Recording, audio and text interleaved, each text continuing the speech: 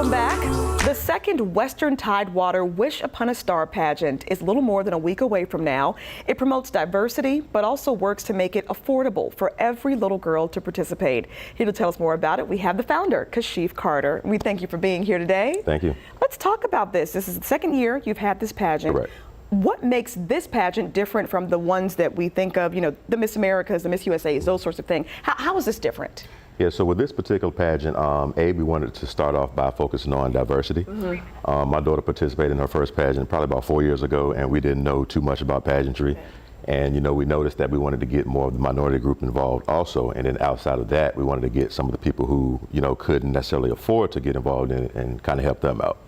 So how are the age ranges here? What young ladies are you looking for this pageant? Yes, ma'am. So we have as young as, as 5 years old, and we go all the way up to 18 years old. Okay, 5 to 18. 5 to 18. Okay, yes. I know you're mentioning since we're so close to this year's pageant, no more young ladies this year, but next year certainly there are opportunities to join. That is correct, and we would love to see every young lady participate. Yeah. How long, or how, I guess soon, I should say, before the actual event itself, do you select your young ladies, work with them?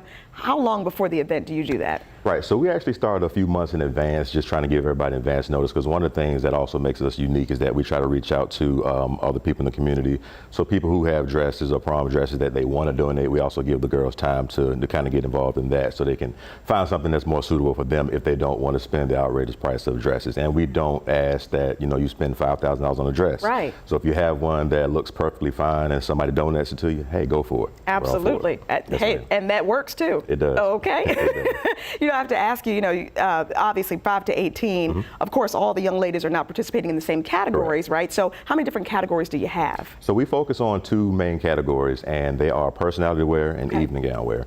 We wanted to keep it simple because we look at it as an introductory into the pageantry world. So we want the girls, you know, as they evolve and get better, we want them to get involved in the bigger pageants.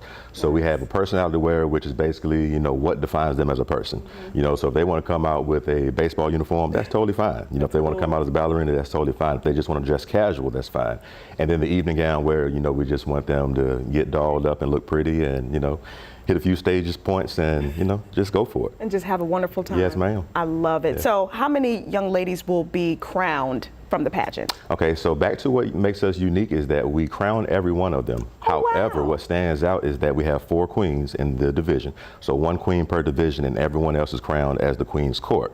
So, you know, we believe that because every one of those young ladies has, you know, the guts to just step out on the stage in front of the lights, in front of the people, that they all should be recognized. So that also makes us unique as well. It's a lot of hard work to get up there on stage, walk in front of people. It's a whole thing. So they deserve those crowns for sure. I totally agree. Yeah, so you have your 4 queens, and then between now and next year's pageant, are they going out in the community and doing events? What do they do for that year? Right, so because this is the second year, that is actually in the process when we, you know, as soon as we finish this one, we're trying to work on getting that in place.